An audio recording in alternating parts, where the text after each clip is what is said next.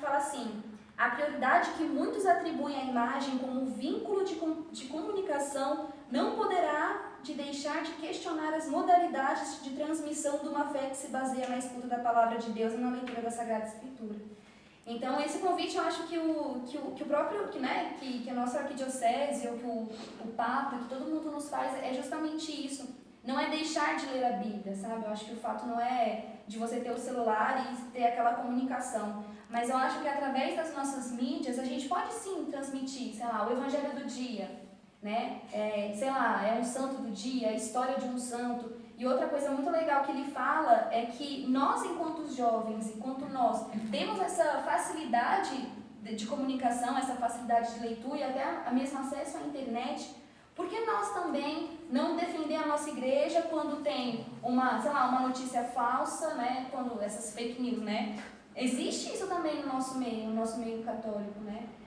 Alfinetando Nossa Senhora, falando mal do Papa, falando mal daquilo que a igreja prega, né? De todos os seus mandamentos, de todas as suas... Porque o que pode, o que não pode, o que é certo, o que é errado. E eu achei isso muito legal, né? E eu pude refletir em mim mesma. O que eu, Natiele, enquanto o meu ambiente digital pode transparecer para outra pessoa enquanto católica? O que eu faço para realmente contribuir para a minha religião? E o meu outro ponto também foi sobre os imigrantes, né? Que também é muito relacionado a isso, né? Então, ele foca muito em questão contra a luta, né? Da difusão da xenofobia, do racismo, da rejeição dos imigrantes.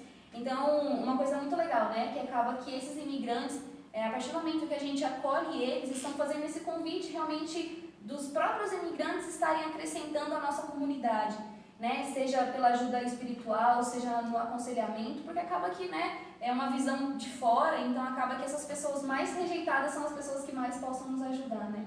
É um olhar diferente. Então, pelo menos essa, né? Eu acho que não sei se a Damari teve alguma relação em relação ao que o Bem Amável ficou responsável, mas eu achei muito bacana, né? Principalmente focar e ter um pouco dessa visão da mídia, né? Mídia, internet, igreja católica, e foi uma relação que eu realmente nunca parei para pensar, e nunca parei para pensar o quanto eu sou responsável por isso. Enquanto eu, Natiele, não posso fazer alguma coisa para melhorar, para defender, né? Numa sociedade que a gente vê, né? As pessoas defendendo um ao outro, né? Rede social, um falando mal do outro num comentário do Instagram, de uma foto e etc. Tanta gente entrando, né, em processo contra as pessoas, e por que nós também não podemos vestir essa camisa, sabe? E tá defendendo, não falando do processo em si, mas em relação de falar a nossa opinião, né? De dizer a nossa verdade, a verdadeira história da religião católica e tudo mais que envolve. Tem uma coisa que eu falo com as crianças, temos sempre a curiosidade de algo. Isso, por que acontece? Por que temos ver estrelas? Por que isso? Por que isso? Temos perguntas. E aí chega até a ser chato de tanta pergunta. E os alunos perguntam, de perguntar, cala a boca. E aí, se a gente fica nos podando, a gente fica fechado. Ou seja, a gente nunca deve deixar a criança morrer e se transformar nela em adolescente para fazer perguntas maduras. Porque se a gente, tanto na filosofia, o mais importante não é a resposta, e sim a pergunta. Porque se nós não fizermos uma pergunta correta, nós não chegamos à resposta correta. E a pergunta bem feita é aquela que leva a outras perguntas, porque o conhecimento nunca morre para quem tem um campo fértil para o conhecimento. Tanto que tem a questão dos talentos. Se a gente começa a se fechar para as dúvidas, porque uma coisa que eu sempre vejo é o seguinte: a pessoa que sabe das coisas não tem dúvida. Pelo contrário, pessoas que sabem que tem dúvidas, mas ao longo do tempo ele vai tendo as suas respostas e nunca se contenta com uma resposta simples. Por que isso? Porque Deus quis. Não, Deus quis, mas a gente tem um propósito. Na verdade, a ignorância não vai gerar dúvida, né? Sei lá, uma leitura no nosso presídio, ou enfim, marcar um momento pra gente fazer esqueci o nome do trabalho. Estudo da fé. Um estudo da fé ou alguma coisa assim muito espelhada, porque eu senti que ele retrata nada mais do que o que é o significado da Legião de Maria. Primeiro ele explica o que é o jovem, que é a vontade de Frank Duff naquela época de trazer o jovem para a igreja.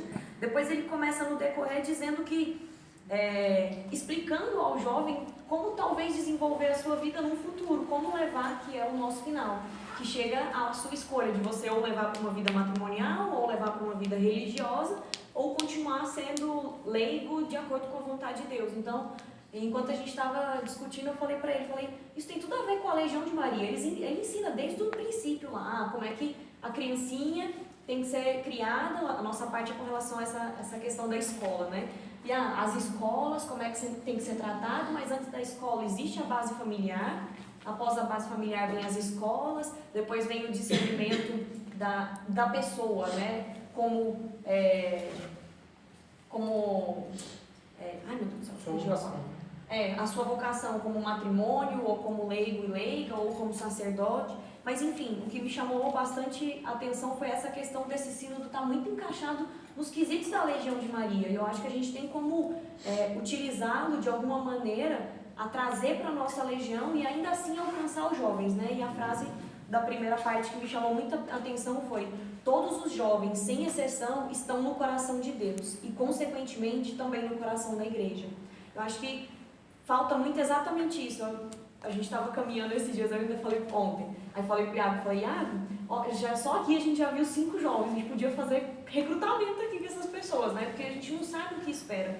E o mundo de hoje, eu particularmente nunca fui de sair, nunca fui de ir para essas baladas nem nada, mas quando a gente sai para algum lugar, a gente sempre percebe que existe um jovem carente. Mas existe um jovem carente de algo que o mundo não é capaz de dar, que é a presença de Deus realmente. E nós estamos na Legião de Maria e a gente sente isso. A gente sente que aquele vazio que um dia a gente sentiu é hoje revestido da presença de Deus e de Nossa Senhora. E por que não alcançar esses jovens que estão no coração de Deus e que estão no coração da igreja, e que nós somos a igreja, por que não trazê-los, né? Então, essa primeira parte, enfim, eu gostei muito no quesito de me sentir amada. Eu sou jovem e até quando eu me sentir jovem, eu vou ser amada por Deus. Então, é onde eu posso estar, é o meu refúgio, é o desejo de Deus para mim hoje, que eu alcance a presença de Deus. Uma coisa, você conseguiu recrutar?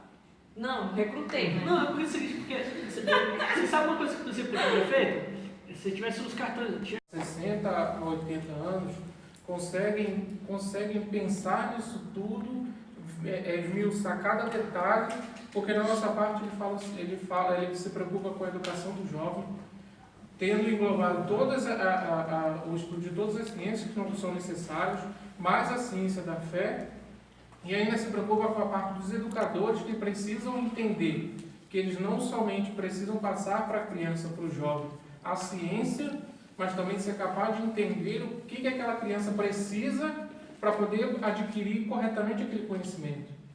E aí eu fico imaginando, cara, imagina esse documento tem 100 páginas, 60 páginas.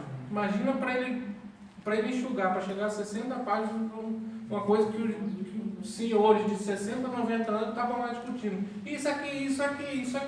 Imagina o conhecimento passeando na cabeça deles e conseguirem enxugar para 60 páginas. Imagina quanta coisa não ficou ainda perdida pelo caminho, né?